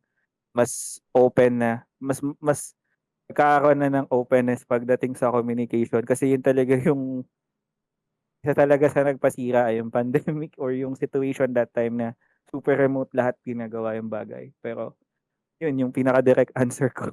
Nice. Una pare, super happy for you. Kasi I think yan naman din talaga yung pinaka, I'm not sure kung first love or parang napaka-corning sabihin. Pero gusto mo talaga, nagbabanda ka talaga, right? Even before ng TGS na babanggit mo yan. Kaya nung nalalaman ko na, yun nga, nagbabanda ka na, tapos I think nag-session din sa'yo si Jeff. Nakakatawa. Jeff, yes. Nakakatawa. So, yung tanong naman dito ni Yvette, actually nasagot ko na to nung Christmas party. In-invite rin kita nun pare, 'di ba? Kasi dapat ang unang schedule ng recording natin, kung available ka, is yung gabi tapos rerekta tayo kay Larry kung sakaling nagtugma yung schedule natin, right? Pero hindi kasi mayroon yata kayong tugtog noon, I'm not sure. Meron. So, Yes. nung binigyan ko sila nung yung mga umattend ng Christmas party, binigyan ko sila ng parang spoiler na, oy, pare, nag-reach out ako kay Del, ito, nag-uusap kami for schedule ng recording ng podcast. Syempre, expected, aasakin nila, ganyan, comeback is real, mga ganyan. Naging honest ako dun sa sagot ko, and I think deserve mo rin naman yan na maging honest ako sa magiging sagot ko ngayon and yung mga nakikinig sa atin. Kung sakali man na kasi ang goal pa rin naman talaga ng show is ayoko na mag-isa ako. Gusto ko pa rin ng constant, right? Kahit na-enjoy ko yung iba't ibang guest per episode, nakaka-drain siya, and I don't think na yun yung format talaga na gusto kong mangyari sa show. Gusto ko merong constant, gusto ko merong nabibuild na lore, merong na pag-uusapan, merong mga inside joke, etc. Pero nung tinanong nila ako noon, binibiro nila ako, sabi ko, kung sakali man na magkaaroon ako ng co-host ulit sa show, gusto ko naman babae. Babae naman. I'm not sure kung ano yung main reason, pero siguro dahil unang-una, gusto ko naman ng matry yung ganong klaseng dynamic. Yung babae naman yung co-host. Dalawa kami. Yes. And I think may iba rin silang opinion na, or let's say insight na madadala sa show kung merong iba't ibang klaseng topic, etc. For 5 years, I think magpa 5 years na yung TGS. Merong mga guesting ng babae, pero kadalasan puro lalaki. Kumbaga parang na-experience ko na siya eh. So gusto ko naman kung sakaling magkaroon ng chance na magkaroon ng co-host yung TGS or ako, gusto ko naman matry yung babae. Pero definitely, kung sakaling merong mga topics or let's say mga discussion na pwede ka, syempre invite kita ngayon, okay na tayo, nakakapag-usap na tayo. Most likely, baka meron tayong set na inuman, pwede tayong mag-inuman dito sa bahay dahil magkakapit bahay na tayo. So, yun yung I can guarantee, lalo na kung available ka, definitely guesting sa podcast. So, sa mga episodes. Yun yung honest answer. Kasi hindi naman ako actively looking sa co-host ulit. Unang-una, commitment yung TGS eh.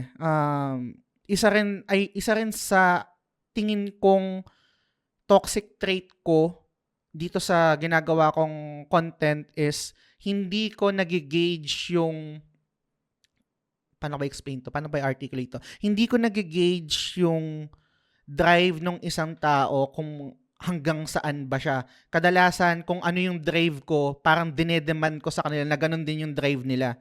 Pero hindi talaga siya magmamatch kasi baby ko to eh. Kumbaga, ito yung gusto kong gawin eh. Kung sakaling meron magiging part ng show, magiging part ng TGS, meron din silang sariling ganap, meron silang sariling priority, meron silang sariling time, meron silang sariling ganap sa buhay. Hindi ko pwedeng i-demand yung bagay na kaya kong gawin na dapat ganun din yung gagawin nila sa show. So, napakahirap nun. And hindi ko alam kung sa future, kung merong ganun, may makikilala ko na parang iti-treat trend yung TGS at ang ginagawa ko as his or her own. So, hindi ko alam yung back end nun kung paano mangyayari. Syempre, meron na siyang, yung ginagawa kong show ngayon, kung paano na yung trajectory ng TGS is more on quote-unquote fun-funded na. So, meron na siyang monetary, meron na siyang kita talaga. Hindi ganun kalaki, pero meron siyang monthly income. Siyempre, kung magkakaroon man ako ng co-host then I think kailangan ko din ilatag yun sa kanya. Hindi naman pwedeng passion lang to, pare. Katakantaduhan yun eh. hindi maglalaan na siya ng oras dito sa show. Kailangan meron na rin akong naibibigay. 'Di ba? Hindi pwedeng ako lang yung kumikita tapos yung yung co-host ko nag-aalat ng time, nag-spend ng time. Napaka-valuable ng oras natin ngayon, lalo na adulting, ang dami nating ganap sa buhay, right? Unfair naman yun kung sakaling kukuha ako ng co-host rin, tapos ako lang yung kumikita. Parang ganyan. So, challenging siya. Hindi ko alam kung ano yung future. Again, wala akong foresight sa mga ganyan. So, parang go with the flow lang ako kung meron mang mamimit na babae na magmamatch dito sa content na ginagawa ko. Definitely, pwede akong mag-attempt. Pwede kong ligawan or mag-site ng offer sa kanya, etc. Hindi ko alam. Hindi ko pa alam yung future, pero sa ngayon, ina-enjoy ko muna yung liberty ko sa pag-invite ng guest. Meron akong agency na kung sino man yung available. Yun nga lang challenging kasi hindi naman lahat available, right? So, yun I guess yun yung nagiging ganap. Pero for sure, lalo na kung available ka, pare, kung merong topic na trip mo, na parang may mga ebas ka na gustong sabihin, may insights ka, etc. G, kung available ka. Suy ko din. Suy ko Joke din. lang. Suy ko din to. Bias hanggang ngayon. Eh, di ba may papalabas na game, yung Ayuden? Ay, oo! For sure. Ay, kung sakali man, kasi ito yung isa sa mga pinagkaiba natin. Platinum Hunter ako, hindi ka Platinum Hunter, right? And get good ako, hindi ka get good, easy mode ka, right? So yun yung dynamic natin. Merong lalabas na remaster, I think, yung Suikoden. For sure, Meron lalakuin nga. ko yun para i-platinum ko. Kahit nalaro ko na siya before. So, baka pwede natin gawa ng episode yun kung sakaling lalakuin mo rin. Speaking of laro, wala akong alam sa gaming hobbies mo kung bumalik kasi alam ko, last memory ko sa'yo, binenta mo yung PlayStation mo eh. Right? Tapos parang Yes. Switch na lang yung naiwan. Isang reason rin yun kung bakit parang nahirapan din tayong gumawa ng mga spoiler cast kasi iba yung games na nilalaro. Ako naman dati, ako yung walang Switch. Ngayong year lang ulit ako bumili ng Switch dahil sa Tears of the Kingdom. So, i-pivot natin ng konti yung conversation. Pare, kamusta naman yung gaming mo? Anong ganap sa sa Gaming paglalaro mo? habit ko. So, yeah, after ng TGS, mainly sa PC, sa Steam ako naglalaro. So, dito ako na-addict. I'm not sure kung na-share ko to prior, pero na-addict ako sa management sim na laro. So, management sim like the 2-Point Hospital, 2-Point Campus, tapos mga simulator games like recently nilaro ko Power Wash Simulator. Mga ano lang, super chill, Cult of the Lamb, yung mga ganun yung mga nilalaro ko ngayon. Tapos kasi by that time, siguro for almost from 2021 up until end ng 2022, hindi na talaga ako masyadong naglalaro. Na shift yung focus ko nun sa banda, focus, ganyan. Pero nitong 2023, finally, parang na-justify ko na okay, it's about time na may mag PS5 na kasi di ba Nice. nagbago yung payment method, nagbago na yung yung style ng PS Plus na parang Game Pass na din. So, parang nakitaan ko na siya ng value that time. So, ayun, nag-sub ako sa US na account, ang dami kong tiniray na laro, pero mainly nag-shift ako ngayon sa management sim, mga 2-Point Hospital, 2-Point Campus, tapos mga medyo naging somewhat platinum hunter ako ngayon, pero Bago yan guilty admit ko lang na yung mga platinum ko is yung mga I'm not sure kung may aamin sa inyo, pero my name is Mayo 1 tsaka my name is Mayo 2. So yun. Tapos ano ba mga na-plat ko? Yung mga essentials ng PlayStation like Forbidden West, Miles Morales, yan. Tapos lately natapos ko na yung Valhalla, yung Ragnarok, God of War. So hindi ko pa siya napaplat, pero tatry ko rin yung Valhalla mamaya siguro kasi available na siya. Tapos halo-halo eh. Pero hindi na ako kagaya dati na umaabot ng 1,500 to 2,000 hours. Di ba meron ngayon yung PlayStation Wrap? Parang ngayon less than 1K ako. And feeling ko mas mababa pa doon yung actual na hours na na-spend ko sa paglalaro. Pero yun talaga, management sim, yung mga PlayStation Essentials. Pero if meron akong i-recommend sa inyo na one game na hopefully mag-resonate sa inyo, 13 Sentinels Aegis Rim. Nakirinig ko yan. Vanillaware? Sobrang Vanillaware, yes. So, sobrang nagbago yung pananaw ko sa bang visual novel na genre. Kasi nag-click sa akin yung nag-click sa akin yung style niya na futuristic time travel na parang nanonood ng anime na hindi ko lang namalayan na marathon ko, na platinum ko siya in 1 week. Nice. Weeb shit ba yan? Weeb shit? Tawag na Medyo. Okay. Medyo, pero yun, yung mga ganong games lang, Switch hindi na masyado kasi yung anak ko, yung gumagamit ng Switch, siya, Splatoon addict naman yun. Splatoon 3. So, medyo more on PS5 ako this year. Yung PS na cut mo, bago ba? Kasi yung dati mong account, nakikita kong online, pero I'm not sure kung sa kapatid mo yon or iba yung gumagamit. Yung sa anak ko yun. So, yun na yung naka-US na ako na PS Plus. Okay. Yun ba yung, anong pangalan nun? Sorry? Chloe J0208. Yung may picture, yung avatar niya si Rivet. Yung gadgetan ko lang. Yun yung nagamitan ko ng PS Plus. Pero lahat ng gameplay ko, dun pa rin sa Hong Kong ko na account. Gets. Yung nabanggit mo na Sentinel, actually naririnig ko siya. Meron kasi, I'm not sure kung familiar ka, meron kasi ang ginawang side project rin, yung Project Ubus Backlogs. So, kasama ka dun si Bay Ian, si Grim, si Duckbird. So, ang main goal nun is magbawas ng mga binibiling games. Kasi, I'll be honest, ano din talaga budol eh. Pag may 30% na voucher sa Shopee, talagang napapagastos kahit wala akong balak laruin yung mga games na yun eh. And gusto kong ma-lesson yun sa 2024. And gusto ko rin malaro yung mga games na binili ko tapos hindi ko nabibigyan pansin, siguro Cyberpunk, etc. Tapos, yung 13 Sentinel, ganyan-ganyan.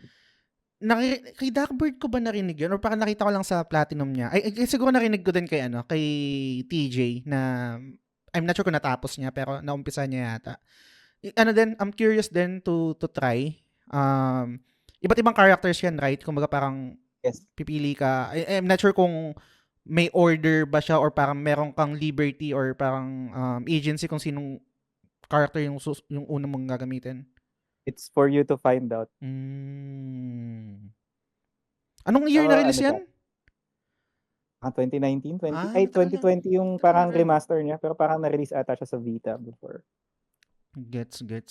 So, yun, banda, yun yung main project mo ngayon. Nag-gig, dito ka kayo sa Antipolo nag-gig, meron din kayo, or parang sa Metro Manila? More on more on everywhere kung saan may invite. So minsan pag may mga event na gusto kaming i-hire, yun, tugtog kami, puro cover. Pero mainly ang target namin ngayon is yung sarili naming content or sarili naming music. So again, shameless plug. Please don't forget to like, follow, and subscribe to our page, Halamparang Papel. Available yung pinaka-latest single namin, yung Dito Ka Lang, sa Spotify, sa lahat ng streaming platforms. Kakalabas lang namin siya November 25. Tapos may mga nauna na rin kaming kanta. So yun yung namin, more on Manila gigs. So madalas kami may gig sa Marikina. Tapos kung saan, halos lahat na ng bar dito sa Manila, ayan, kasampahan na namin. And may mga times na nakakasabay din namin yung mga talagang lodi natin. Like, one time, Mayonnaise. Nice. Food. Yan, nakasabay namin. Letter Day Story. Kasi alam ko, tropa mo si Dex, diba? So, yun, 2 beses na namin nakasabay yan. Letter Day Story. Basta, yun lang. More on, yun yung ko talaga. Yun yung current na focus ko ngayon. And I hope guys na magustuhan nyo din yung content ko with Lamparang Papel. Tas minsan, vlogs. So, ano ang elevator pitch ng banda mo? Ano yung genre niya? Ano yung klaseng, ano yung sound ng banda niyo kung ma-describe mo? Okay, good question. So, it's more on, siya ang project talaga namin talaga sa kanya is episodic yung lahat ng kanta namin is magiging episodic. So, nag-start kami sa pinakahuli. Parang 13 Sentinel. Sorry kung may medyo slight correlation. Parang 13 Sentinel. So mag-release kami ng songs, pero once na malatag na namin siyang lahat sila is correlated. Nice. Sino nagko-compose sa inyo? 13 Sentinels. Yung vocalist namin si David. So ayun, 3 na yung current na kanta namin. Meron kaming lalabas na isa pa early next year, tapos may mga ginagawa na kami. Pero ang gusto namin mangyari doon is once na ma-release na namin yung 1 volume of songs or 1 album ng paisa-isa, kailangan mo siyang pakinggan in a certain order kasi lahat siya magiging correlated or parang magiging isang soundtrack siya ng isang kwento. Nice, okay And na. nag-start kami sa ending. Parang ganun. Isa yan sa mga napapansin ko. I guess siguro dahil sa technology, right? Yung napaka-accessible ng internet, ng Spotify. Unlike before, na kapag meron kang bandang gusto, bibili mo yung buong album and you will listen to all of their songs. Kadalasan din, yung bawat album may tema. hindi ko sinasabi na parang ang boomer statement kasi na tama na ngayon nung panahon namin ganyan pero yun yung napapansin ko na listening behavior natin ngayon kahit naman ako kunwari may album sino ba to? Si Juan Carlos ang alam ko lang nakanta yung Ere kasi yun yung single yun yung ni-release, right? Pero sinasabi sa akin ni Franz na pinakinggan niya yung buong album, maganda rin naman daw talaga. So I guess ang ganda na kahit paunti-unti yung release nyo, pag nilabas nyo na yung album, meron pa rin tema, meron story, meron siyang correlation sa isa't isa. Parang super curious lang, pag nagko-compose kayo, paano yung proseso? Kunwari, sabi mo, yung vocalist nyo, yung nagko-compose, yung nagsusulat ng kanta. Pagdating naman sa melody, pagdating sa instrument, paano yung nangyayaring teamwork nyo doon as a band? Ayun. So, doon talaga pumapasok yung communication. So, talagang inuupuan namin siya. So, like right now, may ginagawa kaming pang-5 kanta na inuupuan namin siya sa studio. So, una-muna maglalatag ng demo yung vocalist namin na may mga chords na and everything. Tapos, lahat yun uupuan namin and then mag-share kami ng kanya-kanyang inputs hanggang hanggang dire-diretso na yun. Once na ma-picture na namin yung magiging storya ng song, yung chords, yung mga bagsakan kung tawagin, doon na kami ngayon papasok sa pre-prod, which is paghahandaan na namin yung recording and then post-production. So, typical lang din na a workflow for most bands nowadays. Pero lahat yun nag-uumpisa sa idea ng vocalist. Kasi yun din yung skill na currently wala ako, which is yung gumawa talaga ng kanta. So, talagang sobrang saludo ako sa pagiging creative niya and at the same time, bibigyan na lang ng justice yung passion na gusto namin na maging isang episodic album yung kanta. Kaya talagang pinag-iisipan na maigi yung magiging part na to. Halimbawa, itong song na ginagawa namin is pang chapter 5 yung kanta na yon. Tapos yung mga nagawa na namin na una, chapter 1, chapter 8, chapter 9, ganyan. So, talagang carefully plan siya and talagang usap talaga, upo, and if meron kaming hindi napag-aagrihan on a certain na areglo, talagang doon na pumapasok yung discussion talaga na bakit tingin mo ganito to, das kailangan mag-agree ng walang samaan ng loob. Parang ganun yung approach. Kapag gumagawa kayo ng kanta, meron bang pangyayari na nauuna yung instrumental, nauuna yung hook bago pasukan ng lyrics? Madalas ganyan. Hook muna yung hook muna yung nauuna, tapos gagawa na namin ng kwento or ng lyrics pag nagawa na. Pero most of the time nag-start yan sa melody tsaka sa hook na. Saka na lang kami magpapasok ng inputs kapag nasa studio na kami pare-parehas. Yes. Last question dyan sa pagbabanda mo, pare, no? Paano ba itatanong to? Siyempre, wala akong idea dahil hindi naman ako nagbanda ako nung high school pero bandang pang forma lang naman yun. And hindi rin naman ako gumaling tumugtog. Pero I can say as an outsider kapag yung mga bandang pinapakinggan ko or nililook up ko, as an outsider lang to, opinion as an outsider, merong leader of the band. Sa inyo ba merong ganun? Yung parang kinoconsider nyo na ito yung leader ng band. Not necessarily na siya yung palaging nasusunod. Siya yung parang dictator na ito yung gusto ko, ito yung mangyayari. Siyempre collective pa rin, ideas, etc. Pero meron ba kayong parang na-set na ito yung leader ng band? Kung ano man yung decision making, etc. May weight yung sasabihin na itong tao na to. Una, ganun kami. Ang approach namin. So, nung first year namin as a group, talagang madalas na nag-i-initiate is ako. Like, ano nang update nitong track mo? Nagawa mo na ba? Or nakapag-record ka na ba dito? Which is, eventually, parang nagkaroon kami ng discussion about it. And doon ko rin na-realize na parang ang hirap din pala yung nasa sitwasyon na ikaw yung nagli-lead. So, kailangan mo rin talagang maging open sa opinion ng iba. Kasi may times na, lalo na kung super passionate ka dun sa action na ginagawa mo is, minsan talaga hindi na overboard ka eh. To the point na parang hindi mo naman siya intentional na gawin, hindi mo intentional na makasakit ng tao. You're doing that kasi concern ka dun sa ah, sa project na meron ka. Pero minsan nakakasakit tayo ng tao. Mm. Doon ako medyo doon din nag-sink in yung mga past experiences natin na parang okay, I really need to how would I deal with this moving forward? So ngayon medyo ang approach namin talaga is more on collective na kami. So um I give opportunities for everyone to lead. So may mga for example, may gig kami na yung guitarist yun talaga naging punong abala. Tapos may gig din kami na may invite kami na booking na yung road manager namin, yung talagang nagdidikta ng anong gagawin ganyan.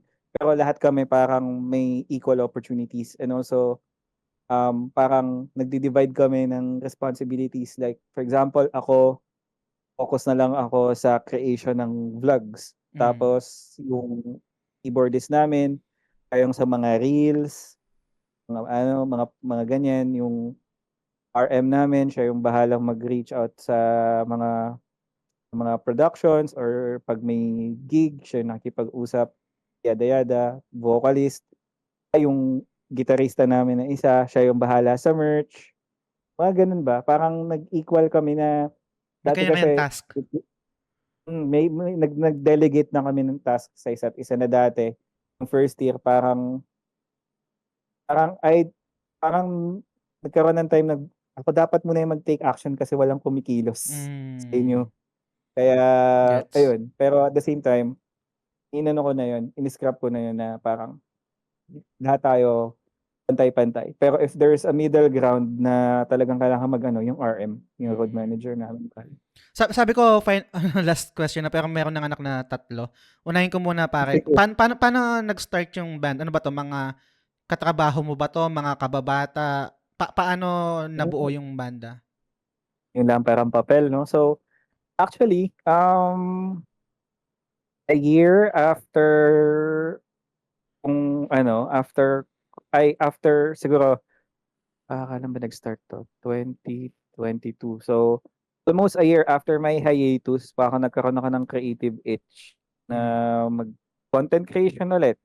Initially, video games yung naisip ko, pero nagkaroon ng opportunity sa office namin na magkaroon ng parang Battle of the Bands na online. Okay. Yung parang magsasubmit lang kayo ng video, record ganyan. So, parang doon nag-open ulit yung gigil ko sa pagtugtog kasi I think nakwento ko to doon sa Buhay Banda side quest Mm. natin noon na Bass ba um yung hawak mo, pare? So, ba- hindi ko natanong. Bass ba? yes, Okay, okay. base pa rin. So, yung Buhay Banda episode na parang dati kasi andun yung passion mo, yung gigil mo pero wala akong pera. Mm. Ayun kasi parang naisip ko na why what if ito naman kaya i-try ko. So, latter part nung taon na yun, nagtayo ako ng parang recording studio. Sa bahay lang naman. Nag-invest ako ng gamit and then naghanap ako ng tao na makaka-jam online. So, doon pumasok yung mga kabanda ko. So, doon ko nakilala Mm. yung gitarista, ako yung vocalist. Tapos, nag-start lang kami mag-cover-cover ba ng mga kanta sa pinopost sa Facebook. Tapos, after a few months na puro ganun ang ginagawa namin, naisipan namin na what if magbanda kaya tayo? Tapos, ayun na, nabuo na siya.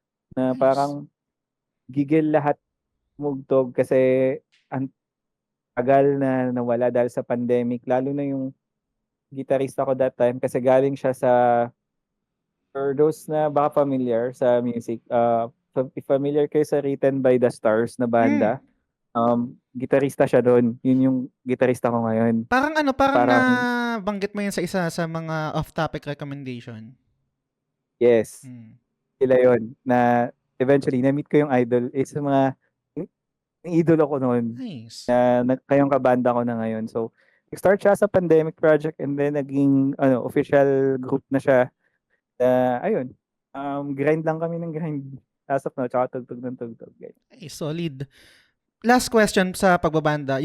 pwede mong sagutin, pwedeng hindi. Super curious lang. I think wala pang nakakasagot na ito. Napag-usapan rin namin ni Franz na dun sa TGS Unplug. Natanong ko rin to kay Ampi, pero I guess siguro iba-iba yung setup conforme sa banda. Pag nagbabanda kayo, paano yung hatian sa kinikita? Equal share ba? Or let's say, mas mataas to kasi siya yung nag-compose. Yung IP nung kanta, yung rights nung kanta, kanino ba mapupunta? Lalo na ngayon, main issue sa mga banda na naghiwalay, di ba? So, paano yung hatian sa sahod, sa kinikita, and I guess siguro dun sa mga nagagawa nyong kanta, sino yung may rights dun? Right, good question. So, contrary to what everyone believes, um, hindi pa kami yung banda to the point na nagde-demand kami ng TF. So, more on, most of our engagements talaga is for exposure only. So, walang TF na involved doon. Gusto lang talaga namin is tumugtog, walang bayad yun. Madalas, abonado pa kami sa gas, abonado pa kami sa alak. Kasi, gusto namin yung crowd eh. Gusto namin yung tugtog talaga eh. So, hindi kami binabayaran. Though may mga instances kami na na mga paid gigs like mga corporate events na invite kami or mga birthday ganyan. So nagpapabayad kami. So ang agreement naman namin is equally shared siya across everyone. Walang mas mataas na share because ikaw yung nag-compose or whatnot. Yun yung in-establish namin as early as nagkaroon kami ng first na paid na gig na Nice. walang hatian. Pero ayun nga, hatian siya sa amin. Kasi sa Lamparang Papel, hindi lang naman kami 5 eh. Meron din kaming road manager. So equally distributed siya sa amin. And then when it comes to songs, contrary din sa paniniwala ng iba, hindi pa kumikita yung songs namin kasi konti pa lang ng airplays nun eh. Mga nasa 2,000 or something. So in terms of monetization, as of now, parang mga nasa 15 pounds pa lang yung na-earn ng lahat na ni-release namin. So wala pa kaming i-ano doon. But again, same din yung magiging approach namin. Hatian namin is the same. Tapos yung rights namin, what we've agreed on sa copyright ng mga songs is kung lahat siya currently ipapangalan sa amin 5. Okay. So if ever may aalis, then they have the right to use it. Nun yung current na agreement namin. Pero again, medyo wala pa kami dun sa stage na we really have to talk business. Talagang more on we have to establish ourselves pa for now. Kaya but pag dadating kami dun, obviously maging usapan yun, but for now, even yung distribution namin for that. Patagal na akong curious dyan, pare. Kasi, kunwari, siguro perfect example, yung parokya. Lagi nilang sinasabi na, hindi, banda pa rin kami, kompleto pa rin kami, hindi kami na-disband. Pero, merong mga gigs, meron din mga kanta na ginagamit as jingle. For sure, merong kita yan. Super curious ako palagi kung sakaling, kahit hindi na active si Vinci or si Bowie nasa States, may kinikita ba sila pagdating dun sa, dun sa tawag dito? Supposedly meron. Dapat, yes, diba? Kasi dapat meron. Kasi sa copyright, siya eh, nandun lalagay kung sino yung mga beneficiaries and sila yung basically makaka-receive ng royalties nun. So, depende na lang sa traction ng kanta. Like, for example, kung parokya yan, kahit na sabi mong hindi sila nag-release ng single, tuloy-tuloy ang ng revenue. Kasi sikat yan eh. Established na grupo yan eh. Kaya, madali sa kanilang monetization and kung sino yung mga nakalagay sa copyright, sila pa rin yung makakuha kahit wala na sila sa group. Gets. Last question, pare. Baka may idea dito.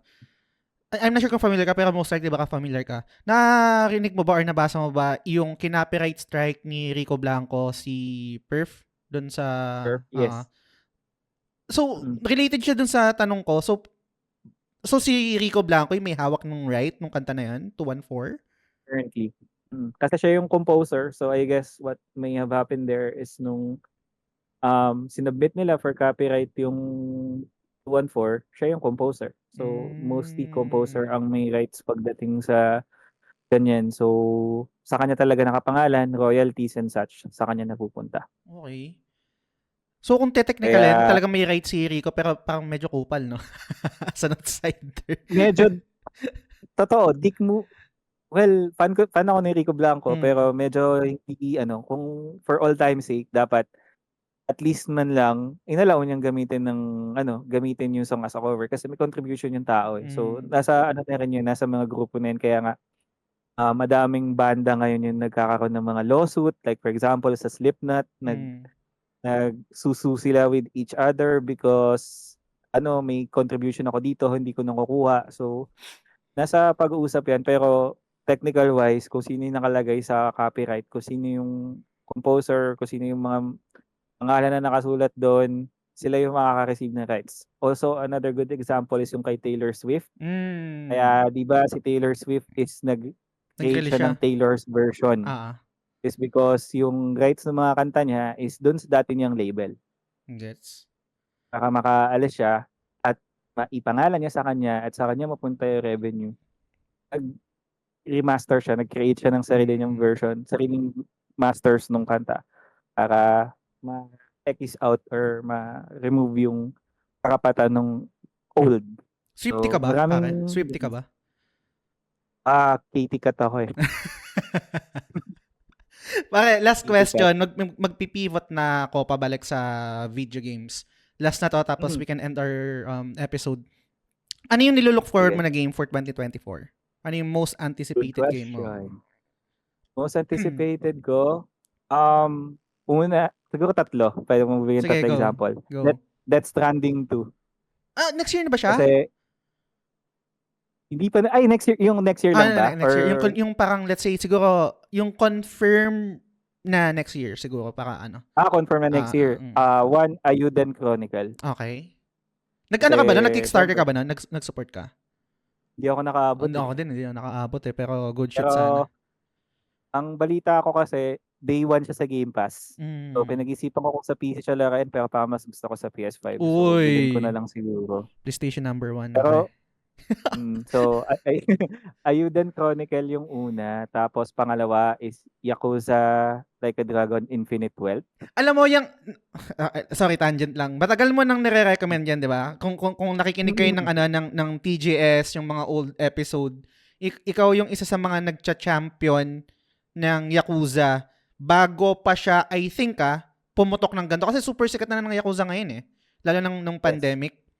So, isa yun sa mga natandaan ko. Hanggang ngayon, hindi ko pa rin nalala ko. Pero, let's see. So, Yakuza... Yung Like a Dragon kasi na una hanggang December 20 na lang sa PS Plus eh. Pero, mura lang naman siya. Pero, na-anticipate ko yun kasi syempre natapos ko yung una. At the same time, yun lang yung RPG na sobrang natatawa ako. Super nakakatawa siya. Yung humor niya is may pagka-weeb na modern. Hindi siya yung parang typical RPG shit na medyo fantasy. Yun talaga more on real life struggles ng tao eh. Tsaka may mga siya, basta nakakatawa. Yun yung inabangan ko, yung Like a Dragon Infinite Wealth. Tapos lastly, ano pa ba? Next year's games. Ito. Yung FF7 Rebirth. Okay. So right now, ang plan ko ngayon, kasi currently nilalaro ko is ano bang tawag doon, yung Jedi Fallen Order. Pagkatapos ko nun, lalaroin ko ulit yung FF7 remake and including na yung DLC, yung kay Yuffie. Intergrade. Tapos, intergrade. Tapos, pag ko na yung intergrade and then, yun na yung parang next na target ko. So, yung tatlong yun yung currently nilook forward ko. Sa'yo ba? Yun, isa rin yan. Yung Rebirth, Matic yun. Pero bago ko iba to yung dalawa pa, naglalaro ka ng Jedi Fallen Order, di ba get good yan? Or... May easy mode siya kasi. Ay, oo nga pala, okay. Oo nga pala. May easy mode nga pala siya. Okay. Gets. Yeah, super, niya ngayon, super, yun yung tipo na kahit na i-mash ko lang yung square tsaka triangle, makaka-survive ako eh. Tsaka, nakakatuwa siya kasi, siya nag-review na ng games eh, no? Nakakatuwa siya kasi Metroidvania. So, yung goal mo na para ma-complete yung map, nandun. Kahit na hindi ka ganun ka-fan ng Star Wars, pero nakakatuwa yung exploration niya na gradually binibigyan ka niya ng tools para mag-progress sa isang lugar. na may sense of fulfillment kahit na may pagka-git-good siya. But again, may easy mode so hindi siya consider na git-good. Gets. Yung sa akin pare yun din, yung Final Fantasy 7 Rebirth Matic yan. Hindi pa rin kasi confirm yung sa Hollow Knight, yung Silk Song. Parang radio silent nga sila. Wala So, pa. walang confirmation. Ano pa ba? Wolverine, hindi naman din confirm pa yan. Kahit magsabi sila, no? Parang, thinking about it, parang wala akong nililook forward, maliban sa Rebirth. Siguro dahil sa project ko rin. Kumbaga parang yung headspace ko ngayon, nandun ako sa backlog ko. Gusto ko siyang ubusin. Marami pa akong mga games na naiwan. Unang-una siguro yung Baldur's Gate 3. Nasa nakama-game access siya. Gusto ko din siya laruin syempre para malaman kung talagang Game of the Year ba to. As an outsider, I can say na hindi ko siya cup of tea kasi hindi ako ma-CRPG. Hindi rin ako ma-Dungeons and Dragons. Though nakapag-try akong isang session ng Dungeons and Dragons. Enjoy naman siya, yun nga lang talagang time consuming, ang tagal, tapos sakit sa puwet, nakaupo ka lang. Pero yun, looking forward ako doon, though hindi siya, nakidis na siya last year. O nga, parang wala akong nililook forward na games for 2024. Siguro, kailangan kong makita ulit siguro yung listahan muna. Pero definitely, Persona 3, yung remake. Yun, Matic. Magkakasabayan yung Like a Dragon tsaka yung Persona. Parehas January yan eh. Totoo. So, yun, yung Persona na remake. Kasi hindi ko pa siya nalalaro. Hindi ko siya nalaro sa PS3. PS2 pala. Sorry, hindi ko siya nalaro. PS2. So, yun, ano pa ba? Yung siguro, yung parang I'm not sure kung confirm siya next year, yung Get Good na parang, ang tawag dito, parang, ano yan? Anong name nun? Tangina, Signs of Aging. Parang sa PlayStation siya eh. Parang samurai na, or parang sinaunang panahon sa Japan. Hindi ko na maalala yung Ronin ba yun? Hindi ko maalala. Hindi ko ma-recall. Kita ko siya sa parang state of play noon. Pero hindi ko alam na hindi pa pala nare-release yun. Hindi pa. Parang Trek to Yomi ba yun? Ay, hindi. Parang ganun yung vibe? Parang ganun siguro. Pero ano to eh, tawag dito, 3D na malagit good din. Basta parang ang natatandaan ko sa trailer niya, yung parang may moveset na meron siyang barrel, something. Tapos, basta, I think get good din yan. Pero, siguro kailangan ko muna makita yung mga confirm na releases for next year. Pero sa ngayon, yun, Rebirth, tapos Persona 3 remake. And then, yung mga backlogs ko, kailangan ko siyang tapusin. May rule kasi kami doon sa project na yon na para makabili kami ng game or para bumili kami ng game, kailangan mag-earn kami ng credits. And yung credits na yon may earn namin kapag tumatapos kami ng game. So, 1 credit equals to 1 game. 1 credit equals to 2 games na finish mo, natapos mo, base game lang. And then, kapag pinlatinum mo, 1 credit naman siya. So, ewan ko, pinapahirapan namin yung buhay namin. Question, platinum, record nyo i-platinum or matapos lang? Pag tatapusin mo lang yung base game, kalahating puntos lang siya. So, kailangan mong tumapos ng 2 base game para mag-earn ka ng 1 credit na kung gusto mong bumili ng game. Pero kung gusto mong mas malaki na point, ipa-platinum mo o 100% mo, matik yun, 1 credit. So, ganun yung ginawa namin na rule. Tapos, at the end of the year or nung project, after 1 year, meron din kami mga, tawag dito, mga rules na sinet. For example, kung sino yung pinakamaraming credits na may iwan after 1 year, siya yung, parang may reward na, bibigyan ko sila ng reward na isang AAA game na choice nila, and then 3 indie game na choice nila na bibilin, tapos lalaki nila, ganyan. Tapos kapag after 1 year, kung nag-negative ka naman sa credit, ikaw yung, dahil kakagastos mo, hindi mo maiwasan yung mga budol-budol mo, ikaw naman yung magbabayad. I mean, ikaw yung bibili ng game for the community. So, ganun yung naset namin. Ewan ko, di ko pa alam. 1 month pa lang naman tumatakbo yung project. Magwa 1 month pa lang. Wala pa ako natatapos, pero yung mga kasama ko, ang dami nang natapos. Ang dami nang na-platinum. Pero, hindi ko pa kasi nakukuha yung rhythm ko. Ang dami pang ganap sa work. Pero, Yun kasi yung ano, I'm not sure kung ganun din sa trabaho mo pare, no? Madali na mag-apply ng leave sa amin. Ang dali na mag-apply ng VL kasi hindi na katulad pag ahente ka, titingnan yung scores mo, titingnan yung attrition, lahat titingnan bago i-approve yung VL mo. Sa amin, napakadali na mag-apply ng VL auto-approve na sa boss namin. Yun nga lang, yung trabaho mo nandun pa rin. So, parang halos wala rin siyang pinagkaiba kasi tatapusin, hindi na bago yung load ng trabaho mo eh. Nandun pa rin eh. Kahit naka-VL ka. Totoo. So, kunwari ngayon, last week ng December, nag-apply ako ng VL, naka-holiday off ako, tapos 3 VL kasi in-announce na yata na holiday na rin yung 26. So, holiday off ako ng 25, holiday off ako ng 26, tapos naka-VL ako ng 3 days, ng Wednesday, Thursday, Friday. So, 1 week yon. Pero, magtatrabaho pa rin ako kasi kailangan kong tapusin yung Lalo na kung lalo na kung QA ka kasi may weekly deliverables kayo eh. So, kailangan Totoo. mong i-complete yun. Pero, let's see, kasi parang kakausapin ko yung mga ka-teammates ko. I'm not sure kung papayag sila. Baka pwedeng i-allocate muna yung nasa bucket ko na team. Sila muna maghahawak para ma-enjoy ko naman yung VL ko. Kasi kung hindi naman kaya ng allocation nila, kung magde-delta sila magne-negative sila sa capacity plan, hindi rin uubra. So, mahirap din. I mean, mga ganung bagay. Normally naman ganun ang setup eh.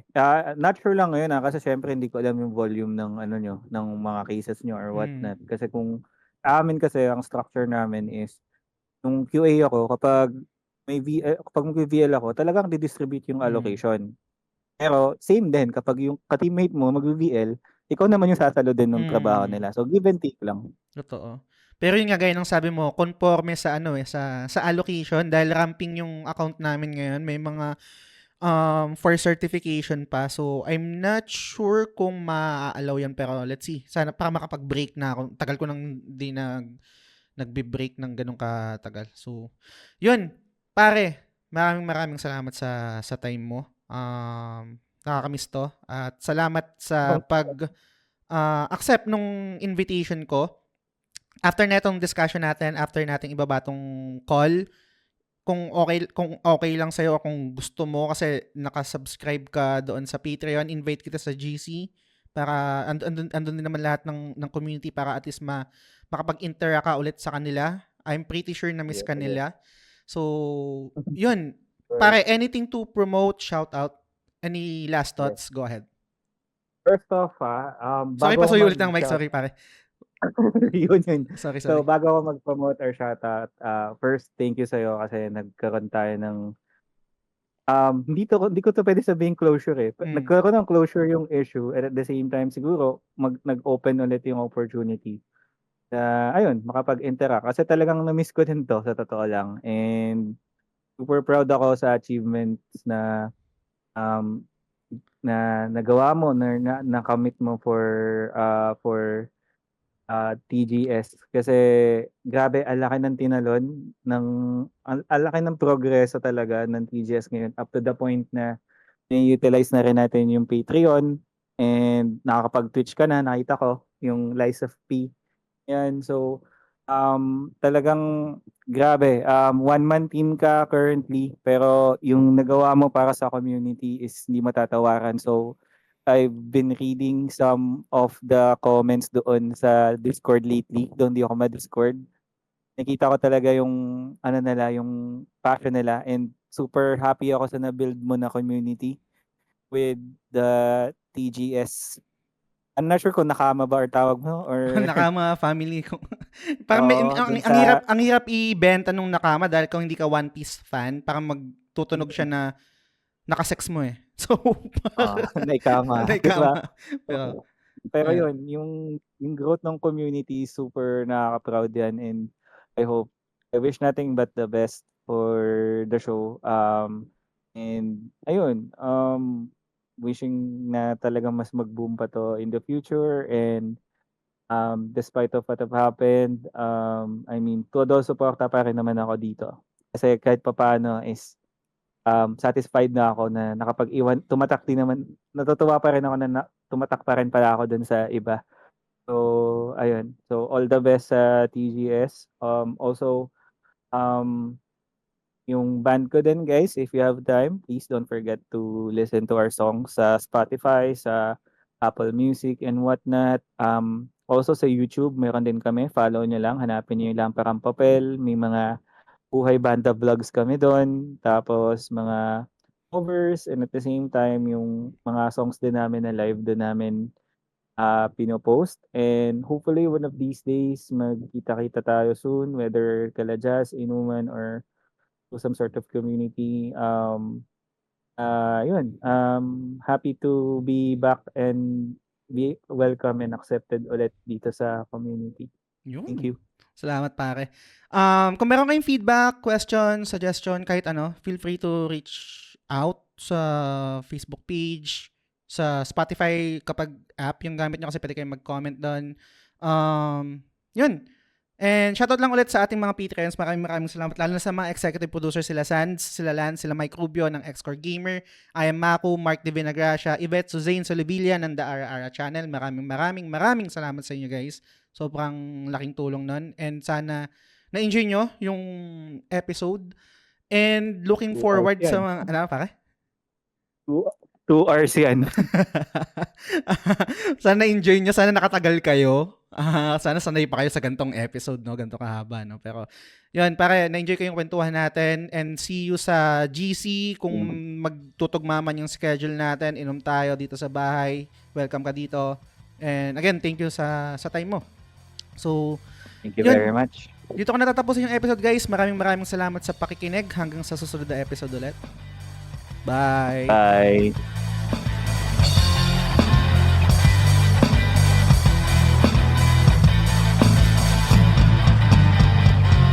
The Gamesulog Show is fan-supported at patreon.com/thegamesulog-show. The following names are current supporters and I'm eternally grateful for your kindness, support, and generosity. Sands, Lance, Mike Rubio ng Xcore Gamer, I am Maku, Mark De Vinagracia, Yvette Solivilla ng The Ara Ara Channel, Nigel Cavs, Arnel Pableo, TJ Balyares ng Backlog na naman Budolcast, Big Chungus, Ray Anthony Rivera, Benson Santa Ana, Kuya Benny, Bernard James Cruz, Jacob Francisco, Selbs, Frederick Soriano ng Late na Gamer, Mar Valencia, Bay Ian ng Master RCB, Tess Macalanda, Macy Tang Balyares ng Casual Gamer vs. The World, Hey Kiko, Leo Cavite, Luigi Tumulak, Shalene Rivera, Edgy Weeb, RD Casimiro, Mark Paha, and Joshua Kanke. Maraming salamat sa inyo guys.